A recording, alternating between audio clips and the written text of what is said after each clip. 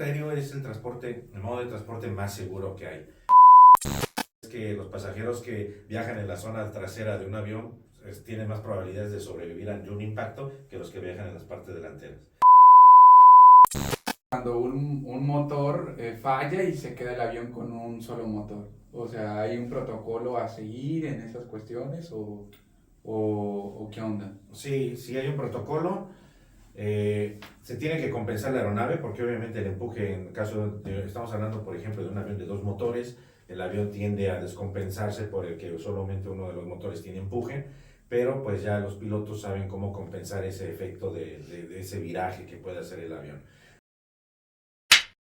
Hola, ¿qué tal amigos? A todos los que nos están escuchando, yo soy la Kimi. Y yo soy el Junior. Y estamos en nuestro canal De Asichis. Amigos, como siempre, es un placer que nos estén escuchando y grabar para ustedes. La verdad es que hoy, en lo personal, estoy súper emocionada porque tenemos un grandísimo invitado y una persona, vaya invitado, la verdad es que tenemos un invitado que yo estaba esperando con ansias la visita aquí en nuestro estudio de grabación. Pero antes que se presente, yo quiero hacerles un saludo, hacerles llegar un saludo a todos nuestros seguidores. En especial quiero mandarle un saludo a Gloria, a Yoyis, de aquí de Rosarito. Y quiero mandarle también un saludo a Rebeca hasta Puerto Vallarta. También quiero mandarle un saludo a Jesús de España, porque nos escuchan desde España. También quiero mandarle un saludo a Jadi, que nos escucha desde Egipto. Y también quiero mandarle un saludo muy, muy especial a nuestra amiga Harley de Vietnam. Todas esas personas, Junior, nos escuchan desde otros países y pues la verdad es un honor que nos estén escuchando y que nos sigan a nuestro canal. La verdad es que me siento pues algo satisfecha por ello, ¿no? También quiero mandarle un saludo a nuestro amigo de los tacos, a nuestro amigo el del Tacos el Pescador. Vayan a comer sus tacos, amigos, porque la verdad que están deliciosos. A él lo pueden encontrar en la postal y yo se los recomiendo. Vayan por el combo 2. Porque el combo 2 está delicioso, amigos. Sí, y bueno, ya para presentar aquí a nuestro invitado especial, pues es un honor tenerte el día de hoy, Eduardo. Bienvenido a tu casa, bienvenido al canal de Asichis. Y pues la verdad estamos muy honrados. Sí. Pues muchas gracias a ustedes por este privilegio de invitarme a hablar un poquito de aviación. Muchas gracias y mucho éxito. No, pues la verdad, amigos, como les comentaba, estábamos esperando con ansias porque la verdad esta persona, este invitado especial del día de hoy, exclusivamente Eduardo, es toda una eminencia. Déjenme decirles que él es ingeniero en aeronáutica y la verdad es que, o sea, el tema de hoy es la seguridad en el transporte aéreo. Y pues cuéntanos, Eduardo, ¿cuál es tu experiencia, cuál es tu formación para justamente hablar de este tema? Pues yo soy ingeniero en aeronáutica, como bien lo comentan. Tengo una maestría en dirección estratégica y gestión de la innovación. Soy egresado del Politécnico, del IPN, en la Ciudad de México, y tengo una experiencia de más de 28 años en la aviación. Wow. Sí, he estado trabajando 23 años, estuve trabajando en Aeroméxico, y de ahí estuve en diversas empresas, en Aeronión, en Serviceg, en ACESA, son almacenes fiscalizados, hasta el día de hoy que estoy aquí en Tijuana, trabajando como gerente de security en Schneider Electric. Pero también tengo una experiencia docente de casi también 30 años, me gusta mucho la docencia. He impartido cátedra en el Instituto Politécnico Nacional, en UPIXA, en diversas carreras, en ingeniería industrial, en ingeniería de transporte, en administración industrial, dando temas tanto de transporte aéreo como de calidad y de seguridad. Sí, y hablando, perdón, específicamente de temas de seguridad dentro de mi trayectoria, de los casi 30 años que llevo de trayectoria profesional, 15 a 20 años son de seguridad, diferentes tipos de seguridad que ya hablaremos en un momento más de eso. Ok, decías que tienes bastante experiencia en lo que es aeronáutica. ¿Cómo surgió, yo tengo una duda, una pregunta, ¿cómo surgió tu amor por la aeronáutica?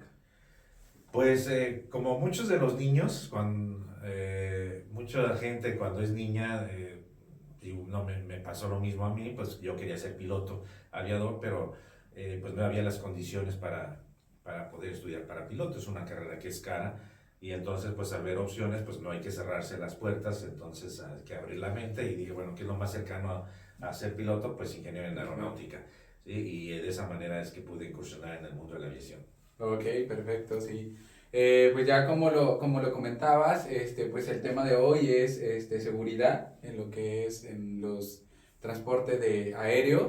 Entonces, yo pienso que empezamos con alguna duda que todo mundo siempre, o una pregunta que todo mundo se hace, que existen dos palabras, dos conceptos muy importantes, fundamentales, que es seguridad, es security, y es la Safety. otra, safety, ok, security y safety. Entonces, que traducidas al español significan igualmente lo mismo, ¿no? Seguridad. Entonces, ¿qué nos podrías tú aportar en la diferenciación de esos ambos conceptos, de esas dos palabras? Sí, efectivamente, para el español es seguridad, los dos términos, pero en el inglés sí hay una diferencia entre uno y otro. Safety y security, la principal diferencia en un entorno de transporte aéreo es la intencionalidad. Hablamos de que todo lo que son hechos no intencionales caen en el rubro de safety. Por ejemplo, cuando es una falla derivada de un motor o de la falla de una máquina, que pues las máquinas no tienen palabra de honor, en cualquier momento pueden fallar, pues estamos hablando de un tema de safety. Cuando son temas derivados del error humano, el error humano hoy en día en la aviación es aceptado como parte de la naturaleza del ser humano, valga la redundancia. Bueno, estamos hablando de temas de safety, seguridad operacional. Y por otro lado, cuando hablamos de hechos intencionales cometidos deliberadamente, hablamos de temas de terrorismo, temas de sabotaje, en la aviación se llaman actos de interferencia ilícita. Ahí estamos hablando de security, que en el entorno aéreo sería ABSEC, Aviation Security, por sus siglas en inglés. Ok, perfecto, muy bien. Estas son las diferencias que, como lo mencionas, entre safety y security, ¿no? Porque justamente de repente te dicen, oye, la seguridad, ¿no? O tenemos como erróneamente de decir, soy la seguridad o eres el de seguridad, ¿no? De repente como que lo asociamos a seguridad, inclusive patrimonial o seguridad, no sé, algo como de que puede ser que seguridad, safety, sea como un riesgo a un suceso o como lo mencionabas, o algo que puede ocurrir que no está dentro de, pues, tener un control, de tener un control. Y justamente aplicado y lo que viene siendo a esto, ya al transporte aéreo, en este caso, pues déjenme decirles, amigos, que elegimos este tema porque en lo personal les voy a contar una cosa, un chismecito. Yo soy... Tengo un sueño ahí, como se podría decir que también, como lo mencionabas, Eduardo, yo siempre Guajiro, yo siempre quise ser piloto. Me gusta mucho manejar, entonces de repente dije, bueno, ¿por qué no invitamos a alguien especialista en estos temas? Y yo creo que es el mejor momento y a todos nos causa como esa intriga o nos causa como cierto morbo o ruido el simple hecho de saber cuáles son las medidas de seguridad que un aeropuerto, o que un avión, o cómo está englobado todo el sistema para viajar de manera segura. Porque tengo entendido que creo que viajar en avión es uno de los transportes más seguros que existen, pues, en la vida. O cuéntanos tú qué es, en base a tu experiencia, cómo es que comienzan con todas estas medidas de seguridad o cómo es que se comienza para tener todo listo para que viajes sin ningún problema. Sí, efectivamente el transporte aéreo es el modo de transporte más seguro que hay hoy en día. Si vemos la cantidad de accidentes que suceden en el transporte terrestre, vehículos, ferrocarriles, en el transporte marítimo y en el transporte aéreo, por mucho el transporte aéreo es el más seguro. Sí, hay mucho menos probabilidad de que podamos morir en un accidente aéreo a un accidente automovilístico o por cualquier otro modo de transporte. Y sí, detrás de eso hay una gran maquinaria. El tema de seguridad en el transporte aéreo es indispensable y se toman prácticas que generalmente vienen de la industria aeroespacial, en muchos casos, y de la industria aeroespacial bajan al transporte aéreo y del transporte aéreo ya bajan a otro tipo de industrias, ¿no? Incluyendo los otros modos de transporte. Sí, el tema de safety y security es un tema que es separado. Cuando nosotros viajamos en avión y vamos a un aeropuerto, hablamos de temas de security, de ABSEC, que pasamos por un punto de inspección, de que somos sujetos a una revisión por parte del personal de seguridad, pasamos por arcos detectores, nuestro equipaje de mano pasa por equipos de rayos X o de detección de explosivos. o el equipaje documentado también tiene un proceso de inspección. Esas son algunas de las medidas, hay muchas medidas que se efectúan para que podamos volar de manera segura, tanto desde que entramos al aeropuerto como ya que abordamos la aeronave. Sí, y cabe resaltar que también ahora que lo mencionas, pues muchas de las veces no estamos como...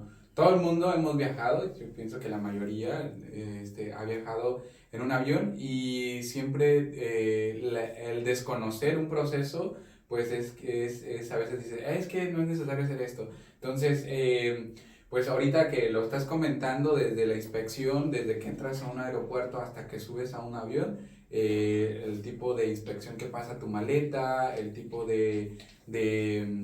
por ejemplo, así decirlo, utensilios o cuestiones que están prohibidas, pues ahorita que estamos hablando aquí, pues yo sí tengo algunas dudas. Por ejemplo, en la cuestión de qué tanto porcentaje de lo que es mililitros por ejemplo, algunos cosméticos, algunos perfumes, son permitidos y por qué no son permitidos de más de esos ciertos mililitros. Sí, derivado de los atentados de septiembre 11, que marcaron un parteaguas, claro, en toda la parte de la seguridad de la aviación civil, ahí los atentados de Nueva York, de las Torres Gemelas, una de las muchas medidas que implementó la TCA, que es la Autoridad Aeronáutica en materia de seguridad de APSEC de Estados Unidos, la Transportation Security Administration, fue justamente esa, limitar la cantidad de líquidos, aerosoles y geles que llevamos en nuestro equipaje. Y lo limitó a máximo 100 mililitros. Okay. Entonces podemos llevar máximo 100 mililitros de líquidos, aerosoles y geles, pero mucho cuidado, todo eso debe de ser en una sola bolsa tipo Ziploc, o sea, de esas bolsas resellables, como las de los sándwiches, okay. Esas bolsas ahí los debemos de llevar, ¿sí? ¿Y por qué se hizo esto? Porque, pues bueno, los explosivos hoy en día son explosivos que se hacen con productos caseros que puedes encontrar en cualquier clapalería, en cualquier farmacia, y lo que hacen los terroristas es que arman esos explosivos tomando pequeñas dosis de diferentes tipos de sustancias, ¿sí? Las arman en los aeropuertos, ¿sí? Y de tal manera que pues, tomas 100 mililitros de aquí, más 100 mililitros de acá, más 100 de acá, entonces ya son 300 mililitros para que el poder destructivo del explosivo pues, sea mayor. Entonces lo que se hace es que se limita esa cantidad a las personas pues para que en determinado momento, si tú vas a usar eso para cometer un atentado terrorista o hacer una bomba, pues el poder del explosivo pues sea tal que no impacte en la seguridad de la aeronave, ¿no? Okay. ¿Y esa cantidad de mililitros es puede ir arriba o es abajo? Va arriba contigo, abajo sí puedes llevar más en el equipaje documentado, okay. Pero en tu equipaje de mano es lo máximo que puedes llevar. Sí, porque tenía esa cierta duda que también hay algunas aerolíneas que sí manejan, por ejemplo, la cantidad de alcohol, no alcohol como lo conocemos, sino que es en bebidas embriagantes.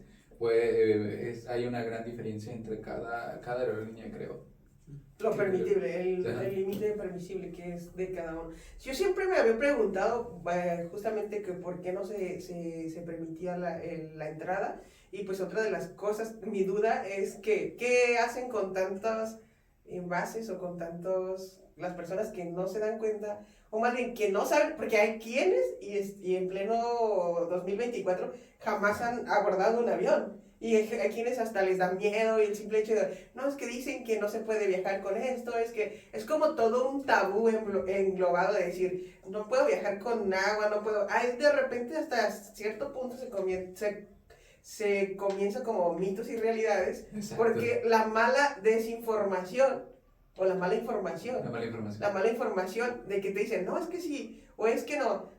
¿Qué hacen con todos los líquidos, los envases y todo en un aeropuerto? ¿A dónde se va su destino final, se podría decir? Eso se desecha. Bueno, cuando se descubre en el equipaje de un pasajero algo así, pues tiene dos opciones. O lo puedes documentar, pero eso implicaría salirte de la línea del punto de inspección, ir al mostrador, pedir que te den tu equipaje documentado, abrirlo y meterlo, ¿no? O sea, algo que es verdaderamente engorroso y casi ningún pasajero lo hace.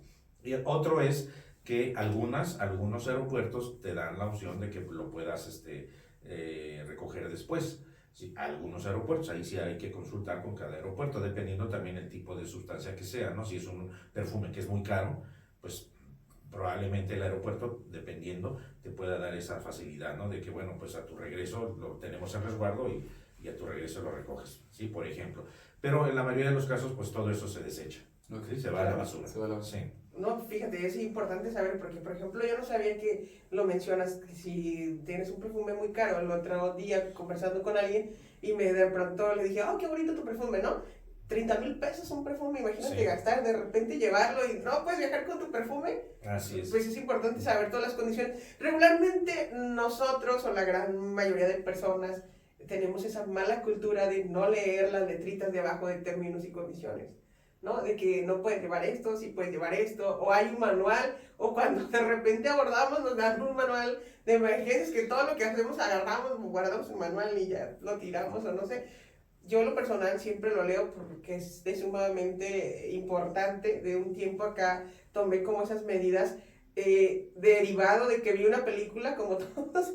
Entonces de ahí surgió la intriga de leer todas las medidas de seguridad. Y bueno, hablando, esta es una de las pocas medidas de seguridad simplemente como filtro al ingresar al aeropuerto.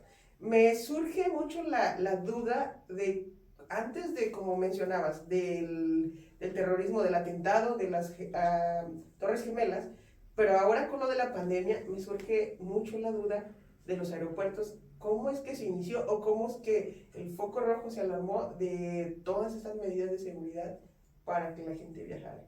Sí, la pandemia sí también fue un parteaguas, aunque no fue un tema precisamente de seguridad de la aviación civil, sino un tema de seguridad sanitaria, es correcto. Pero bueno, sí, las líneas aéreas, pues lo que hicieron fue, bueno, pues sanitizar las aeronaves, ¿no? Antes de cada vuelo, pues se sanitizan los aviones. En su momento, cuando había la famosa sana distancia, pues era mantener una distancia entre asiento a asiento de pasajeros, los aviones no iban al 100% de su capacidad, el uso de cubrebocas, el gel, el lavado de manos y antes de ingresar al avión la limpieza de manos con gel. Entonces, todo eso, esas fueron algunas de las medidas que se implementaron para poder volar, ¿no? De manera segura, sí, pero en tema de seguridad sanitaria. Claro, sí. que fueron funcionales porque la gente siguió viajando y todo eso. Hablando justamente a otro tema de seguridad, en este caso, Eduardo, ¿cómo es que preparan un avión para que cumpla con todas las medidas de seguridad? Si nos puedes contar, antes de volar, ¿cuáles son las medidas de seguridad donde justamente las personas que se encargan, se podría decir que hay un área encargada de este tema, y cómo es que inician todas las medidas de seguridad para poder decir, este avión está listo para volar? Sí, es muy interesante tu pregunta porque sí, efectivamente hay mucha gente que participa para garantizar esa seguridad.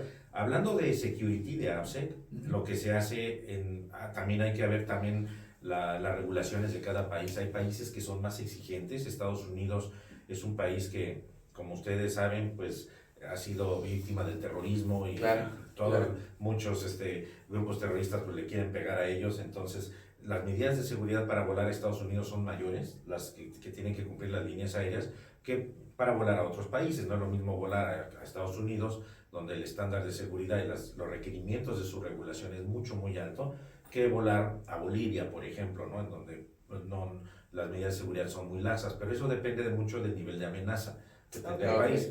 Entonces, Estados Unidos es un país que siempre se mantiene con un nivel de amenaza alto, ¿no? Entonces, por eso es que sus requerimientos son más estrictos, es correcto. ¿Qué es lo que se hace en términos de AppSec o de security? Se inspecciona el avión vacío. Entonces, el avión se va a la posición de donde va a salir, se hace una inspección del avión vacío, se revisan asientos, cada asiento se tiene que levantar el cojín, por ejemplo, respaldos, descansabrazos, bolsas donde van los revisteros, se revisan cocinas, baños, cualquier lugar dentro del avión en donde se pueda ocultar un arma o un artefacto explosivo tiene que ser revisado. ¿Sí? La misma cabina de pilotos, aquí nada más la diferencia es que la cabina de pilotos la revisan los pilotos, ahí no entra nadie más que los pilotos, porque ellos son los que conocen Claro. ¿sí? Entonces ya ha habido ocasiones de un accidente aéreo en donde alguien de manera no intencional movió un interruptor y ese fue la causa del accidente, un tema de safety, ¿no? Porque fue un tema no intencional. Entonces la cabina de piloto la revisan los pilotos, que ellos son los que conocen su cabina, y ya lo que son cocinas, baños, sombrereras, que es donde ponemos nuestro equipaje de mano, closets, asientos, techos, todo eso lo revisa personal de seguridad, ¿sí? Que está capacitado para eso. En la parte exterior del avión hay una revisión también. El mecánico, que es el que conoce cómo está el foso del tren de aterrizaje, donde van las ruedas, donde va el tren, hay líneas, hay mangueras, y él es el que conoce. Entonces él es el que revisa que esté todo en orden, que no haya, desde un tema de safety, que no haya fugas, hasta que no haya algo extraño que alguien haya colocado ahí, que no deba de estar ahí.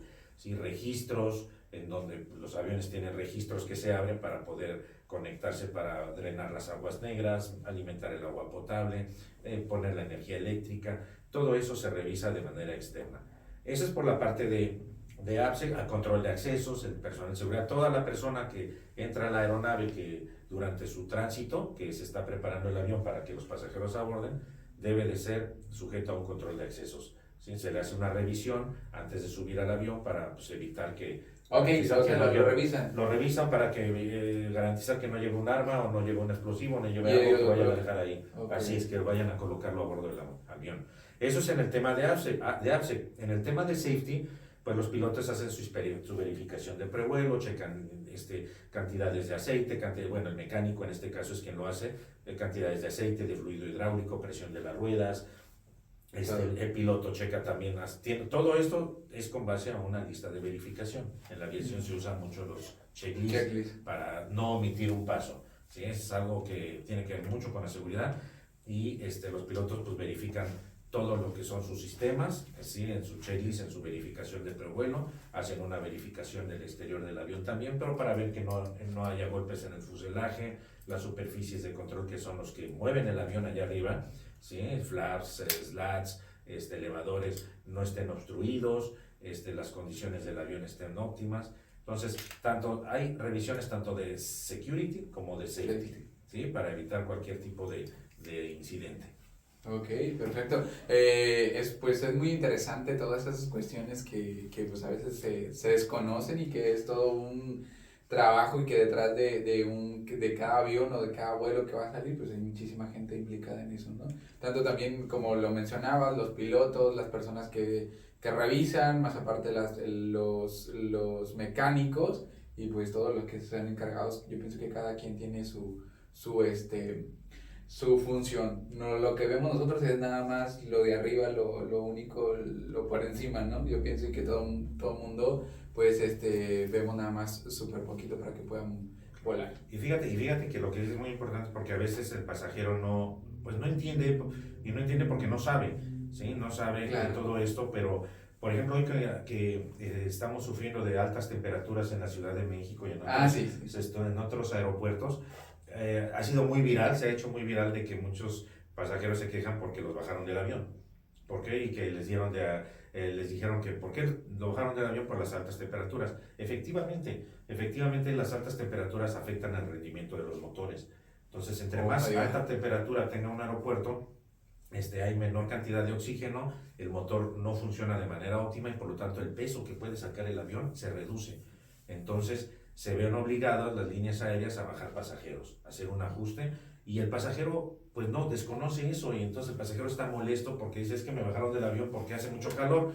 Y me traen para allá y para acá, y me movieron. Pero es algo que realmente sucede, o sea, el desempeño de los motores del avión depende mucho de la cantidad de oxígeno que haya, y a mayor temperatura hay menor cantidad de oxígeno y el rendimiento del motor disminuye, y eso obliga a que el peso que puede sacar el avión, la carga de paga se le llama, ¿sí? Se disminuye.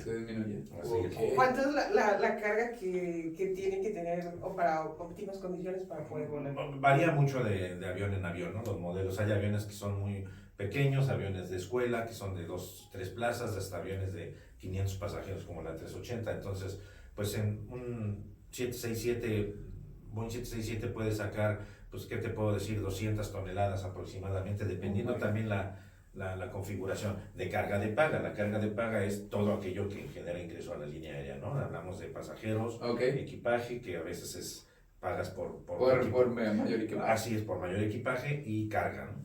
Y cuánto, por ejemplo, cuánto, ahora que tú dices de peso, de paga, cuánto es, por ejemplo, pues yo, bueno, ¿cómo te formulo esta pregunta?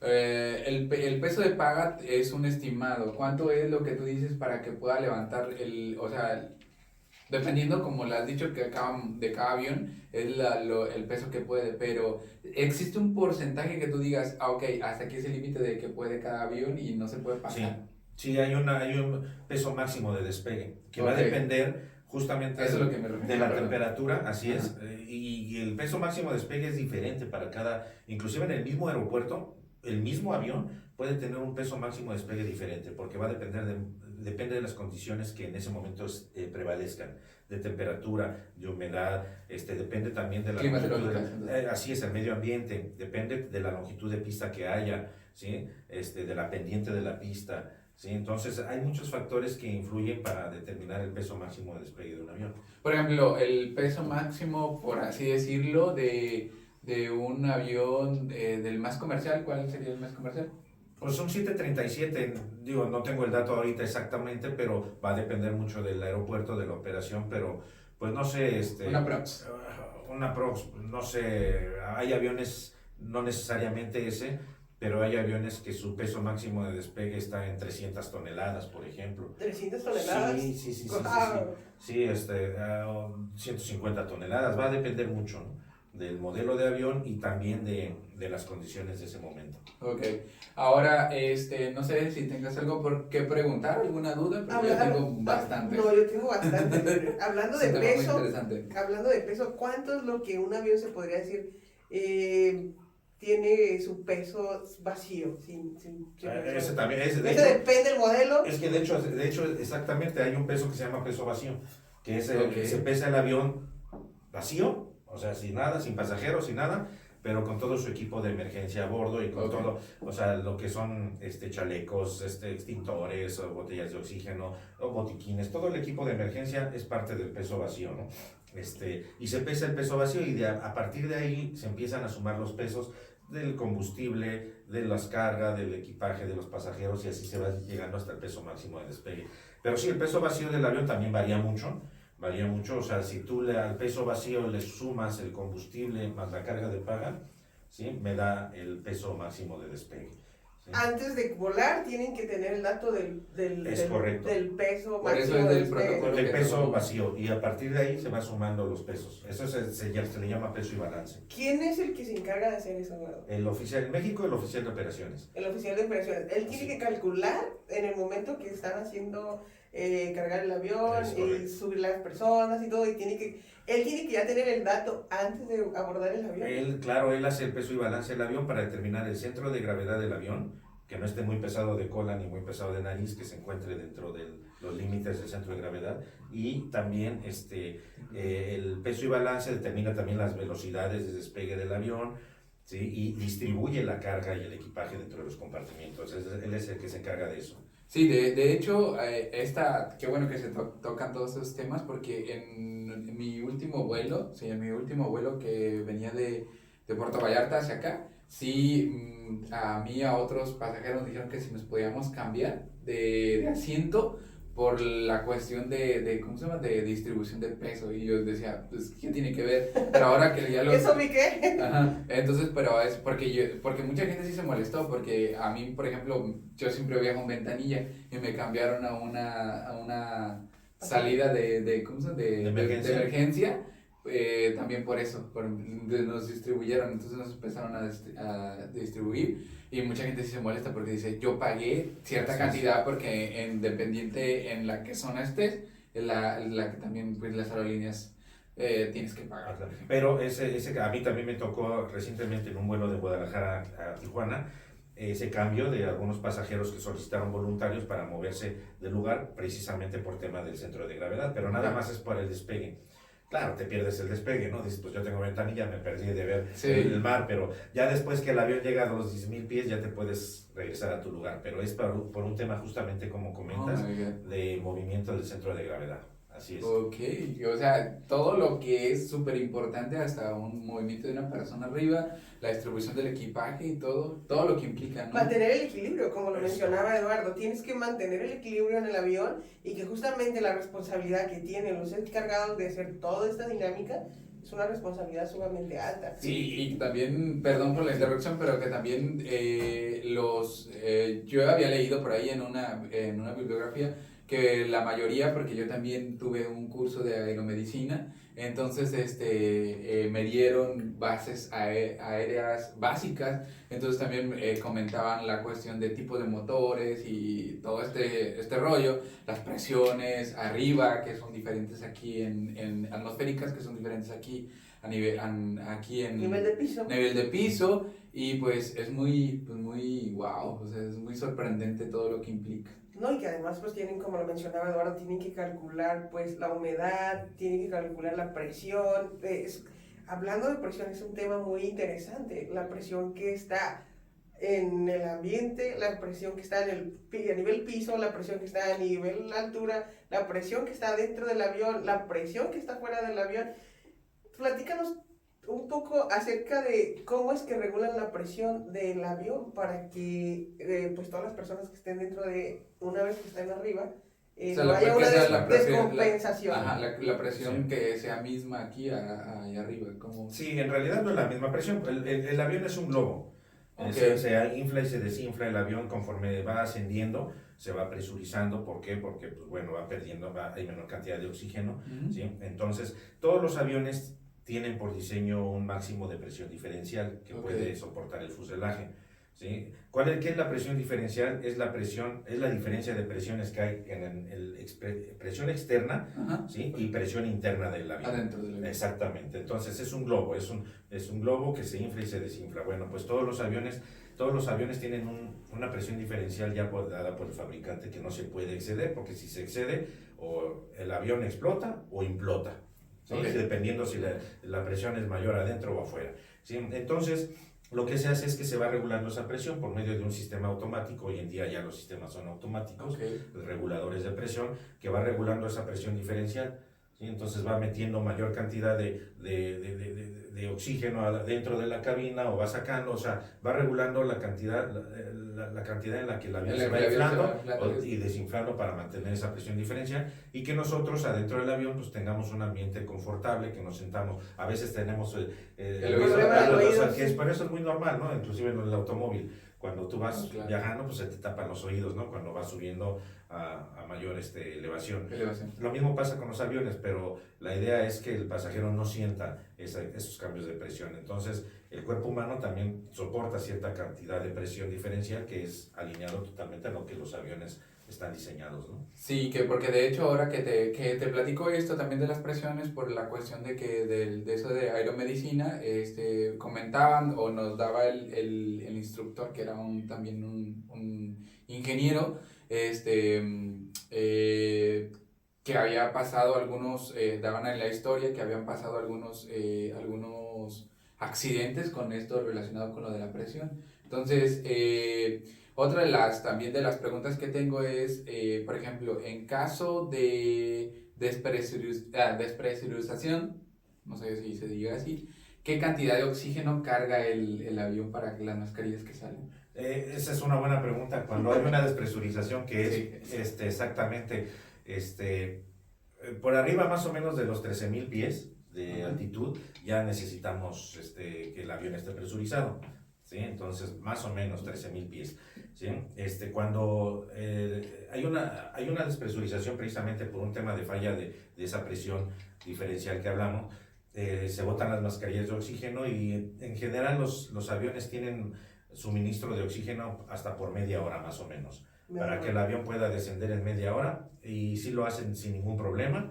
Es una situación de emergencia, el servicio de tránsito aéreo hace los aviones a un lado para que tú puedas descender de manera directa a una altitud en la que no requieras ya presurización ni oxígeno, ¿sí? Entonces en media hora te da el tiempo suficiente para que el avión pueda descender hasta una altitud donde no requieras oxígeno. Para poder seguir continuar con... Te quitas la mascarilla y ya puedes empezar a respirar normal, porque ya es un área en la que no necesitas ya el avión no está presurizado. Ok, exacto. Otra de las preguntas, ahora que también tengo duda, la cuestión de cuando empieza ya ves que despegan, cuando va a aterrizar, también, ¿qué tanto tiempo tiene como para ir bajando paulatinamente? Porque yo siempre me he observado que siempre dicen, ok, vamos a empezar a descender. ¿Qué pasaría si un avión desciende, o sea, súper rápido en el menos tiempo que tiene para descender? ¿Pasaría algo con los pasajeros? Bueno, ¿Pasaría algo con el avión o algo así? Bueno, los aviones están diseñados para hacer ese tipo de descensos de emergencia. Okay. ¿Sí? Entonces, no, o sea, descensos bruscos, no pasa absolutamente nada porque en un tema de un descenso de emergencia sí lo tendrían que hacer. Pero sí, en un descenso normal, muchas veces depende del tránsito aéreo. Okay. De la cantidad de aviones que haya allá en el aire. El espacio aéreo es una telaraña, o sea, nosotros aparentemente, nosotros no lo vemos desde aquí, pero si vemos el fly radar, vamos a ver la cantidad de aviones que hay en el espacio aéreo y es una telaraña. Entonces, efectivamente los aviones hacen descensos escalonados la mayoría de las veces por la cantidad de tránsito aéreo. Okay. Entonces tienen que descender a una altitud, tienen que mantener esa altitud hasta que el control de tránsito aéreo los autorice a descender por la siguiente altitud y así van haciendo descensos escalonados. ¿Sí? Un descenso directo se puede hacer, pero va a depender mucho del tránsito aéreo que haya. Ok. Sí. Realmente es muy interesante eso lo que mencionas del tránsito aéreo. Siempre uno se pregunta, por ejemplo, en lo personal, digo, pues, claro, o sea, somos los únicos que quizás estamos volando, pero como lo mencionas, pues sí hay mucho tránsito aéreo. ¿Cómo es que se calcula este tránsito? ¿O cómo es que se decide por qué ruta tomar? ¿O hacia cómo puedes transportarte para llegar a tu destino? Sí, eso, yo creo que es una gran pregunta que nos surge a todos. ¿Cómo es que decides, por aquí me voy a ir? No es como de si tienes, claro, como si tuvieras una carretera, vaya, ¿no? La analogía, pero ¿cómo es que se decide por dónde ir y en qué se basan para tener una ruta? Sí, efectivamente son carreteras imaginarias y ya hay rutas, ya hay aerovías, así se llaman, ya hay aerovías que ya están definidas. Entonces sí, hay cartas de navegación, en esas cartas de navegación ya están trazadas las aerovías y ya en el momento de que tú haces el plan de vuelo, en el plan de vuelo ya hoy en día ya es automático, ya no hay que hacerlo manual, pero ya el sistema te lo da de manera automática cuál es la ruta más óptima de acuerdo a las condiciones que en ese momento haya de clima, ¿no? Porque obviamente las condiciones del viento, las condiciones, puedes enfrentarte con una nube como un nimbus que son muy peligrosas para la navegación aérea, porque si entras en una de esas nubes puedes encontrar tormentas, puedes encontrar impactos de rayo, puedes encontrar corrientes ascendentes y descendentes. Entonces, bueno, ya hoy en día ya los sistemas ya te dan la ruta más óptima, como el GPS, pero todavía no es GPS, todavía en aviación, al menos en aviación comercial, todavía no se navega por GPS, ¿sí? Pero ya te dan las rutas más óptimas en donde tú puedes navegar, pero siempre por aerovías, ¿sí? Ya están trazadas esas aerovías. Ya están trazadas para que tú las sigas nada más y que ya sepas por dónde ir y hacia dónde dirigirte, ¿no? Claro, que en determinado momento el piloto, como máxima autoridad del avión, desde el momento en que se cierran las puertas del avión, el piloto es la máxima autoridad, él tiene toda la autoridad para en determinado momento cambiar de rutas por una cuestión de emergencia, ¿sí?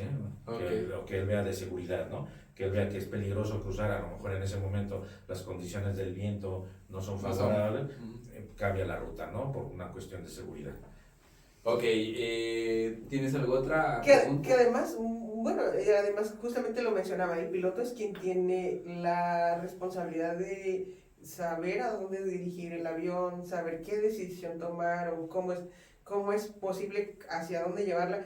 Siempre he dicho que es muy admirable esta carrera y la verdad es que una vez estaba leyendo yo un documental que era una de las carreras más estresantes, se podría decir, por la responsabilidad del simple hecho de conducir un avión y llevar tantas personas a tu cargo, ¿no? Y que, vaya, que los pilotos tienen ahora sí que toda la autoridad de a lo mejor, si en caso de una emergencia, tomar una buena o tomar una mala decisión para poder llevar, o sea, ya sea que salvar las vidas o llevar algo trágico, ¿no? Platícanos, Eduardo, en este caso, en caso de una emergencia, ¿quiénes son ya nos mencionas, aparte de que el piloto es quien toma la decisión, pero él se tiene que basar a su experiencia o se tienen que basar hacia algún criterio o algún protocolo que les dan en el aeropuerto que tenga que seguir? Pues ambas. La verdad es que ya sí hay protocolos, sí hay procedimientos de emergencias que ya los pilotos tienen en sus manuales y que hacen simuladores, replican esos escenarios de emergencia en los simuladores durante su adiestramiento, pero también tiene que ver mucho la pericia del piloto, la experiencia. ¿Sí? Okay. Y ahí trabajan también muy de la mano con el control de tránsito aéreo. El control de tránsito aéreo es el cerebro de la aviación. Sí, el control de tránsito aéreo, los controladores de tránsito aéreo son personas que están también sujetas a mucho estrés, ¿sí? Que son los que se encargan de guiar a los aviones, de mantener la separación de los aviones, de verificar que los aviones vayan por la ruta correcta, ¿no? ¿Sí? Entonces, en una situación de emergencia pues sí, los procedimientos que ya tiene el piloto en sus manuales, su pericia, su experiencia, pero también mucho el tema del control de tránsito aéreo, esa comunicación. Ese par que piloto, control de tránsito aéreo es indispensable para manejar una emergencia. Es quien dirige ¿Y qué pasa si en este caso se perdiera la comunicación con las personas que dirigen el control de tráfico? ¿Hay algún punto en el que se puede perder o no? Sí puede darse el caso, claro. Ya sería un caso muy extremo que te quedaras sin sistemas de comunicación. Los aviones generalmente tienen sistemas redundantes. Falla un sistema y puedes tener uno de apoyo, ¿no? Entonces tienen 2, 3, a veces dependiendo del sistema, hasta 4 o 5 sistemas redundantes puedes tener, como el sistema eléctrico, que es indispensable. Pero suponiendo el caso que se te fueran todos tus sistemas de comunicación y perdiera señal con el control de tránsito aéreo, y pues no tuviera radioayuda, pues el piloto se la tendría que aventar visual, ¿no? O sea, una navegación visual. Okay. Que eso sí está complicado a 30,000 pies de altura, pues hacer un vuelo visual y en la noche, muy complicado, pero tendría que hacerlo de esa manera. No, y como tú lo mencionas, en base a su experiencia, porque hay quienes, por ejemplo, tienen muchísimo tiempo y hasta, no sé, por ejemplo, dicen, ya me sé hasta la ruta, ya me sé hasta a dónde voy a simple vista o más o menos, correcto. No sé, tal referencia, ¿no? Hay quienes, yo una vez conversando con una azafata, en este caso me mencionaba que tenía como 30 años de volando, entonces que llegaba un punto en el que ella viajaba a ciertas ciudades donde decía, no sé, se asomaba por la ventanilla y decía, estoy viendo tal monte, ya vamos en tal distancia y vamos en tal lugar, por la experiencia que tenía, de pronto nada más con simplemente usar o ver ciertas referencias, ya sabía en dónde se encontraba y hasta qué punto, ¿no? Es muy interesante todos esos temas. Sí, es muy interesante. La verdad es que, pues, estoy como anonadada. Yo igual, o sea, entre tantas cosas. Otra de las cosas que también todo mundo tenemos esa curiosidad entre las ventanillas. Como yo siempre viajo en ventanilla, por lo regular, las ventanillas tienen tienen una separación o dos y tienen un hoyito ahí. ¿Qué función tiene ese hoyito ahí? Bueno, esa separación o ese diseño de las ventanillas está hecho para precisamente soportar todo el tema de la despresurización y la presurización. Okay. ¿Sí? Están diseñadas de esa manera. Y las ventanillas, si tú te das cuenta, no son cuadradas, o sea, tienen los bordes redondeados. ¿Sí? Y ese es un principio derivado de un accidente aéreo. La aviación ha aprendido mucho, lamentablemente a veces más reactivos que preventivos, con base a los accidentes aéreos. Sí, hubo un accidente aéreo de una aeronave que estaba diseñada, sus parabrisas con esas, no estaban los bordes redondeados, y ahí se hizo pues el efecto de los esfuerzos siempre se concentran en las puntas. Okay. Entonces lo que sucedió en varias ocasiones, en 2 ocasiones con este modelo de aeronave, es que la aeronave se reventó, o sea, los esfuerzos concentrados en los extremos, en las puntas de las ventanillas, hizo que la aeronave, las ventanillas se rompieran, y bueno, el avión se despresurizó, ¿no? Entonces, derivado de eso es que las ventanillas tienen los bordes redondeados, ¿no? Y así como eso, pues ha habido muchos casos lamentables que pues han servido de aprendizaje para rediseñar los aviones y perfeccionar los sistemas. Ok. Sí, otra de las preguntas que también surgen y que a lo mejor todo el mundo tiene es ¿qué tanta se podría decir es la probabilidad de sobrevivencia cuando, por ejemplo, no es factible llegar a una, o sea, por cualquier situación extrema, no es factible llegar a llegar a aterrizar, que se pueda hacer un aterrizaje por ejemplo, en tierra, a hacer un amerizaje en agua. ¿Qué tanta es la probabilidad de supervivencia en agua o en tierra?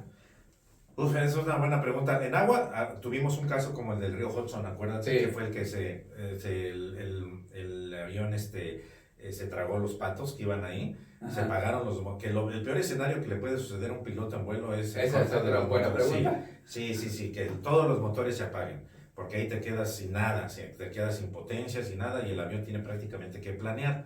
Los aviones están diseñados para planear, ¿sí? O sea, y ahí se puso a prueba el diseño de ese modelo de avión. Creo que era un Airbus, no recuerdo bien, pero el avión acuatizó sin mayor problema, o sea, ahí tuvo que ver mucho la experiencia del piloto, ¿sí? Ahora, lo que comentas es muy importante y hago alusión aquí que estamos en Tijuana porque Ajá. hace años Discovery Channel hizo un experimento justamente Sí, con un avión aquí en la Laguna Salada. Aquí en la Laguna Salada. Sí, exactamente, en el desierto de Mexicali, con un 727 que... Sí, que de hecho todavía está. No, yo fui a verlo hace Sí. 3 semanas y nada más queda la cola del avión, hombre, qué lástima, de ese avión de pruebas. Pero una de las muchas cosas que quería probar ese experimento era cuál zona del avión era más segura. Ok. Y resultó que la zona más segura es la parte trasera de la aeronave. Oh my Oh, God. Dios, De la parte, siempre... ante un accidente aéreo, en teoría, ese experimento lo que arrojó es que los pasajeros que viajan en la zona trasera de un avión tienen más probabilidades de sobrevivir ante un impacto que los que viajan en las partes delanteras. Sí, eso es lo que arrojó el procedimiento. No lo quiero decir como algo absoluto porque, pues obviamente es un tema delicado que la gente... Y puede variar, ¿no? Sí, pudiera variar porque, pues bueno, el experimento se ha hecho una sola vez, pero pues la gente que viaja en primera clase, que paga los boletos más caros y que viaja hasta adelante, pues va a decir, oye, entonces yo tengo menos probabilidades de sobrevivir y por el boleto más caro. Digo, podría prestarse a eso, pero bueno, es un resultado de un experimento, aclaro, ¿sí? No es un tema absoluto, porque tendrían que haberse hecho varias muestras bajo las mismas condiciones, ¿no? Ok. Entonces, decías de eso, y eso sí son la Laguna Salada, ok. Otra de las cuestiones también bastante, pues, importantes es la cuestión por ejemplo, cuando un motor falla y se queda el avión con un solo motor. O sea, ¿hay un protocolo a seguir en esas cuestiones o qué onda? Sí, hay un protocolo. Se tiene que compensar la aeronave porque obviamente el empuje, en caso estamos hablando por ejemplo de un avión de 2 motores, el avión tiende a descompensarse por el que solamente uno de los motores tiene empuje, pero pues ya los pilotos saben cómo compensar ese efecto de ese viraje que puede hacer el avión, ¿sí? Y bueno, pues eso amerita un aterrizaje inmediato de emergencia. Okay. Este aterrizaje inmediato, ¿lo tienen que notificar o tienen que pedir autorización para realizarlo o es vamos a aterrizar y ya? Sí, se declara en emergencia ante el control del tránsito aéreo del piloto, ¿sí? Y el control del tránsito aéreo ya se encarga de hacerle todos los aviones a un lado para que el piloto haga un descenso directo, ¿no? Oye, tengo una pregunta súper interesante para mí. Fíjate, Eduardo, ¿qué pasa si, por ejemplo, hubiese un secuestro aéreo? ¿Cuál es el protocolo a seguir? ¿O qué es lo que se tendría que hacer en este caso? Qué buena pregunta. Sí, bueno, por parte de las sobrecargos, lo que tienen que hacer es seguir igual los pilotos, ¿no? Seguir todo lo que... Ya tienen un protocolo, ¿no? Sí, ya tienen que... obviamente se declaran en emergencia, tienen que seguir las indicaciones que diga el secuestrador, y bueno, ponerse en contacto con el control del tránsito aéreo.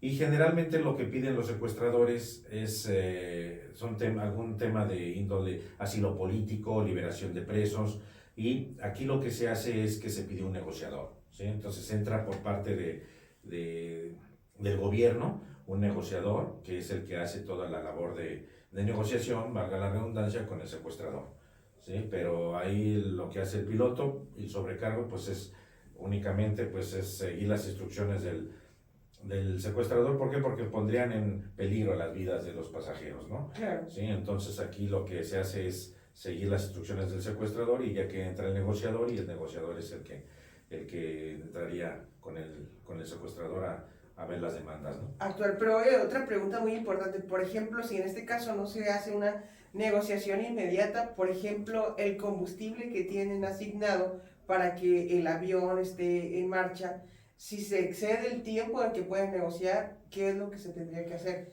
O llega un momento en el que se va a agotar el combustible, ¿a dónde qué tendrían que hacer para poder llevar este suceso? Sí, el piloto ahí tiene que decirle al secuestrador, obviamente pues peligran todas las vidas, incluyendo las de los mismos secuestradores, ¿no? Decirle que tienen combustible para tanto tiempo que pues necesitan hacer un aterrizaje en un aeropuerto y pedir autorización en ese aeropuerto para poder aterrizar. ¿Sí? Aquí el tema es muy delicado porque ya intervienen muchos aeropuertos, muchos países no pueden prohibir la entrada de esa aeronave a su territorio. ¿Sí? Por la cuestión de terrorismo. Sí, claro, exactamente. sí. Entonces, pues ahí el piloto, su deber es informar a los secuestradores que tienen combustible para volar tanto tiempo y que se tiene que hacer un aterrizaje. No, y la verdad es que sí es interesante. Hablando de combustible, cada avión tiene cierto combustible basado en su trayectoria de vuelo. ¿Tienen que cargar cada vez que llegan a algún destino o cómo es que se maneja el combustible? Sí, perdón por la interrupción, en este caso, por ejemplo, que hay aviones que pues no nomás viajan 1 hora, 2 horas, hay aviones que viajan hasta 18 horas continuas, ¿no? Que van a otros países. En este caso, es muy buena pregunta, de hecho. Sí, es la autonomía del combustible. Al menos en México lo que se pide es que los aviones tengan el combustible para volar de origen a destino.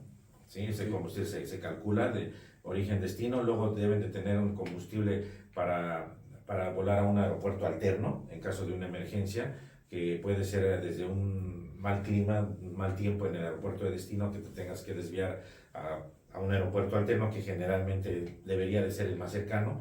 ¿Sí? Aunque muchas veces no sucede de esa manera. En un tema de mal tiempo, por ejemplo, hay un huracán en Cancún, pues no vas a escoger de alterno a Mérida, porque probablemente el huracán esté afectando también en Mérida. Pero bueno, en teoría debe ser el aeropuerto más cercano, ¿sí? Previendo una falla mecánica. Por ejemplo, tienes una falla mecánica o el aeropuerto de Cancún está cerrado por un acto de interferencia ilícita, por lo que sea, entonces te vas a Mérida, ¿no?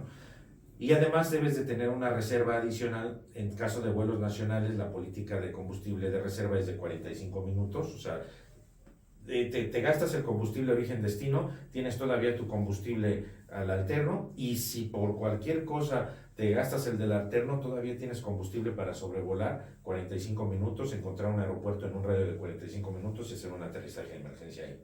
¿Sí? En el caso de vuelos domésticos. Así como los carros, ¿no? Que tienen una reserva. Igual. Así, aquí en este caso son dos reservas, la del alterno y el de reserva. Okay. Son dos reservas las que tienen. Sí. Ok, entonces es muy interesante todo esto que nos está platicando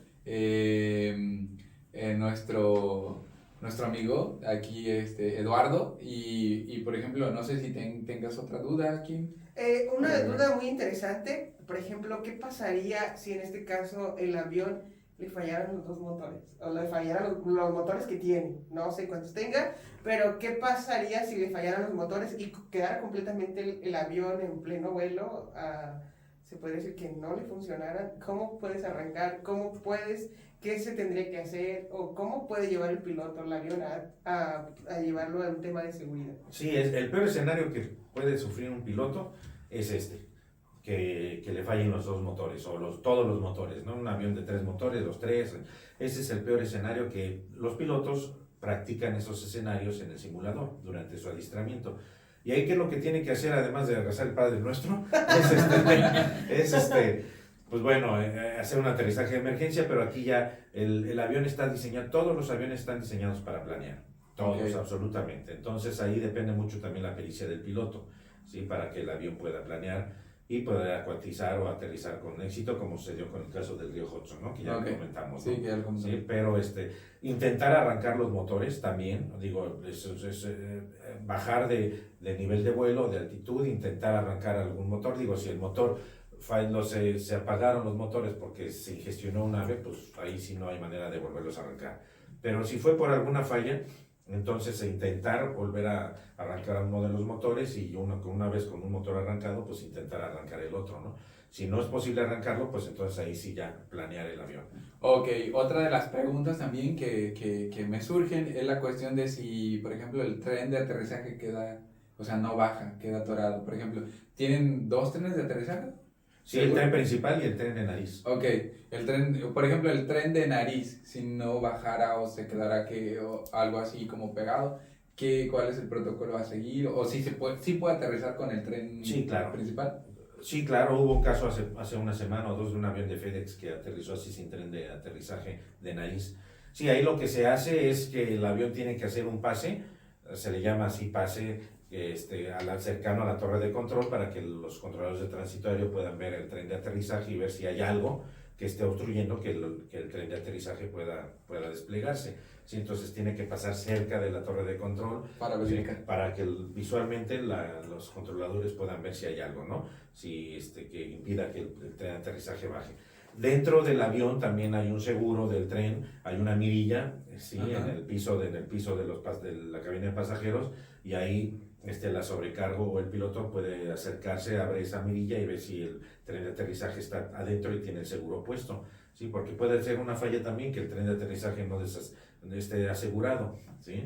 Y se puede desplegar por gravedad, pero si ninguno de esos casos funciona y el tren de aterrizaje sigue arriba, así es, entonces pues bueno, ahí hay que aterrizar sin tren de aterrizaje de nariz, y sí se puede hacer esa maniobra. Es un aterrizaje de emergencia, los cuerpos del SEI, los servicios de extinción de incendios, ya están preparados para cuando el avión toque la pista, y ahí lo que se hace es que el avión aterriza a la velocidad más baja posible, a la velocidad mínima de control, ¿sí? Aterriza con la finalidad de que si se puede, el avión pueda perder peso, si es posible que el avión pierda peso con el tirado de combustible, que muchas veces eso es una práctica que no es muy recomendada y muy bien vista por muchos países por temas ecológicos. Okay. Pero si es posible que el avión pueda tirar combustible, pues tira combustible para perder peso y que el aterrizaje sea más seguro. Si no es posible, pues tendrá que aterrizar con el peso que lleve el avión, pero con la velocidad mínima de control. Okay. Hablando de velocidad, Eduardo, ¿cuál es la velocidad que se requiere, ya hablando, para despegar un avión? Bueno, un avión para despegar puede tener la velocidad máxima de que lleva un avión, pues es en el despegue, ¿sí? Que es cuando los motores van a máxima potencia, y puede alcanzar velocidades de 200 nudos, algo así como 400 kilómetros por hora del despegue, 300, 400, dependiendo del peso también y las condiciones. Sí. Ya en crucero, el avión alcanza velocidades de 900 kilómetros por hora, 800 kilómetros por hora, dependiendo del avión. ¿Crucero te refieres a? Cuando el avión ya va recto y nivelado, ya alcanzó su altitud. Ya alcanzó su altitud de vuelo, su nivel de vuelo, y hablamos de 800, 900 kilómetros por hora. Sí, esa era la pregunta también que yo tenía de la cuestión de la velocidad. Sí. Y en este caso, cuando aterrizan, ¿qué velocidad deben de manejar? Ahí debe de ser una velocidad pues menor, para que el avión pueda consumir menos pista, frenar. Pues hablamos de velocidades igual de 200 a 300 kilómetros por hora, más o menos, depende del avión. Sí, porque... Y las condiciones también, porque si tú aterrizas, generalmente siempre se aterriza con viento, a despegue y aterriza con viento en contra. Entonces el mismo viento en el despegue ayuda a que el avión se eleve más rápido, y el mismo viento en el aterrizaje es el que el avión se frene más rápido. Por eso es que siempre despegan y aterrizan con viento en contra. Okay. Pero si no hay viento, entonces si tienes viento cero, entonces evidentemente tendrás mayor distancia de pista para frenar. Wow, es muy interesante. Sí. Muy interesante. Siempre tienen que frenar y hay un tope de freno para aterrizar, o si lo tienen que rebasar, o a qué distancia lo tienen que hacer para, en este caso, parar, ya decir, ya vamos a parar completamente. Sí, el avión tiene 3 sistemas de frenado. Los frenos de las ruedas, que es como cualquier carro, que por medio de los pedales se controlan. Tiene los frenos aerodinámicos, que son los spoilers, que son unas placas que han ido arriba de un ala, a la altura del ala, y le toca ventanilla. Han visto que cuando el avión toca la pista, se despliegan unas placas. Sí, se despliegan. Así es, en la parte del extra 2 del ala. Esas son los spoilers o speed brakes o frenos de aerodinámicos, ¿no? Que lo que hacen es que invierten el flujo de aire, ¿sí? Y pues es tercera ley de Newton, ¿sí? En contra de gravedad. Así es, a toda acción hay una reacción de igual intensidad y dirección, de magnitud, pero sentido opuesto. Pero realmente quien aporta el mayor porcentaje de frenado en un avión es el freno de las reversas de los motores. Los Sí, gases de los... yo había escuchado que Así se siente así. Cuando los gases, El motor. imagínate la velocidad en la que van los gases, ¿no? De escape de los motores. Entonces, se abren unas reversas, ¿sí? Dentro del motor están esas reversas que invierten el sentido de los gases de escape.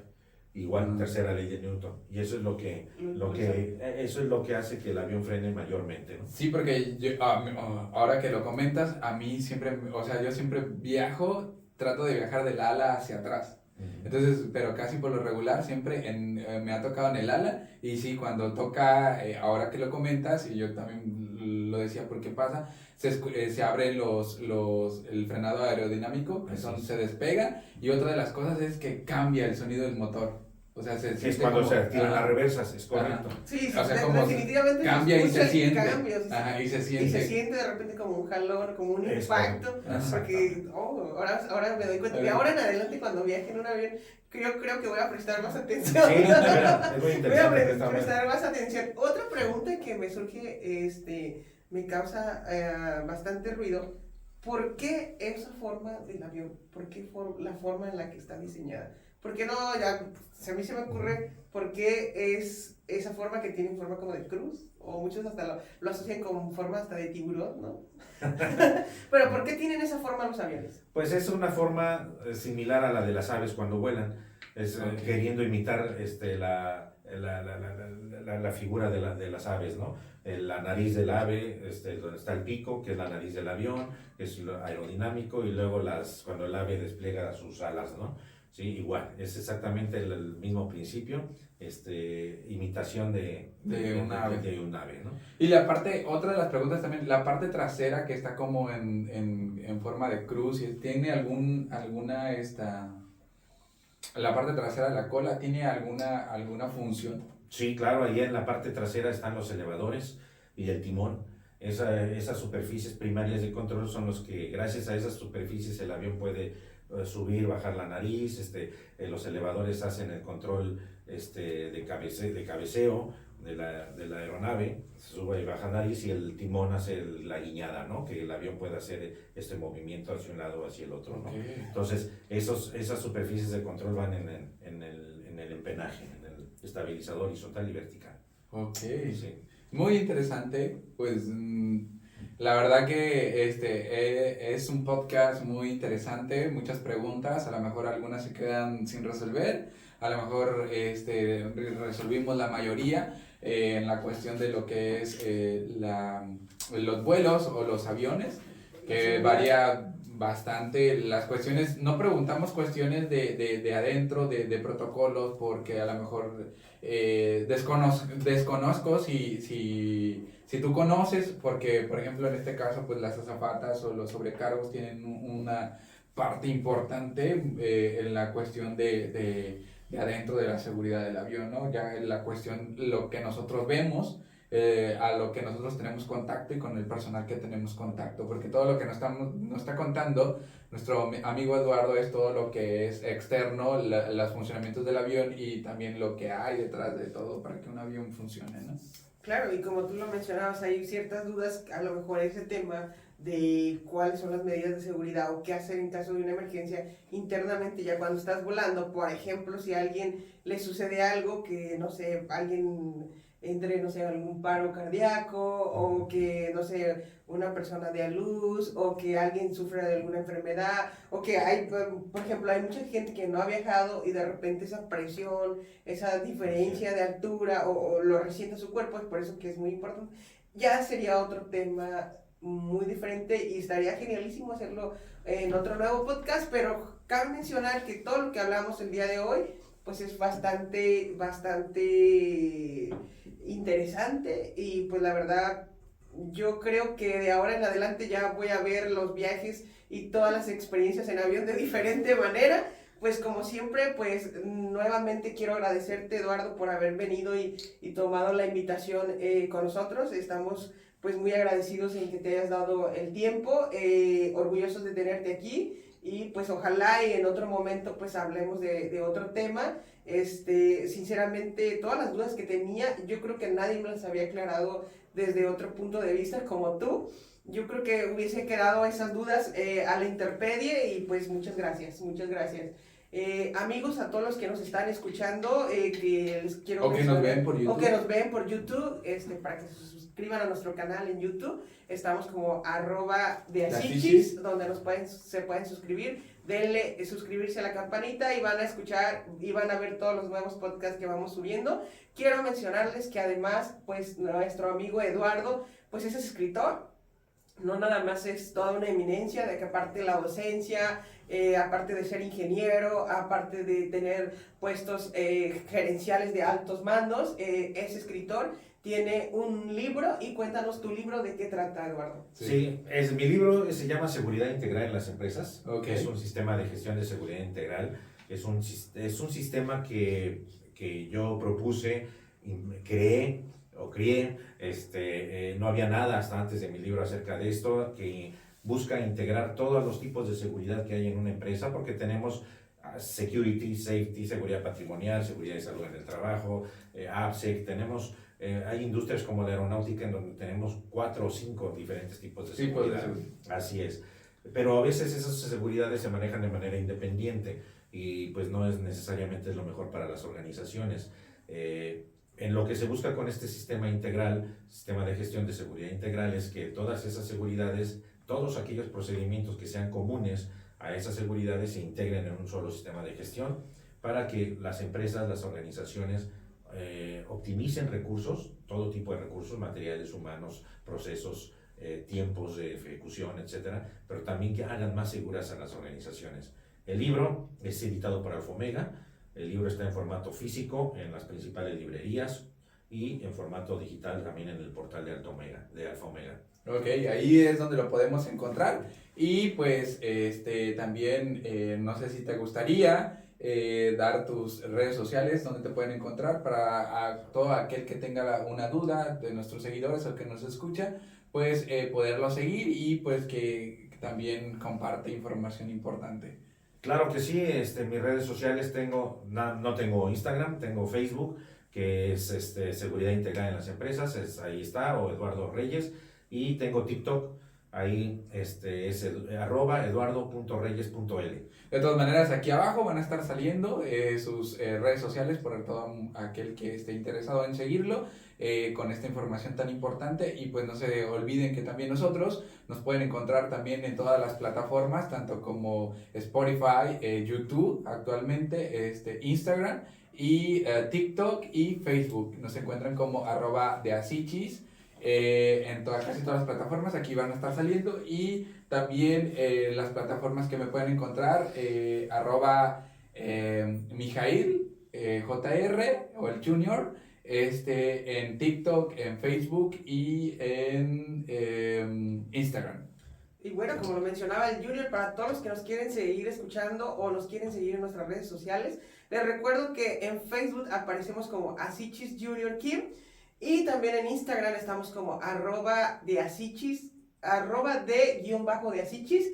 Y pues si quieren seguir a su servidora, a la Kimi, me pueden encontrar en Instagram como @ledeskimi. Y pues más que nada, pues yo creo, nuevamente quiero agradecerles a todos nuestros seguidores y a todos los que nos están escuchando. Les recuerdo, mi nombre es la Kimi.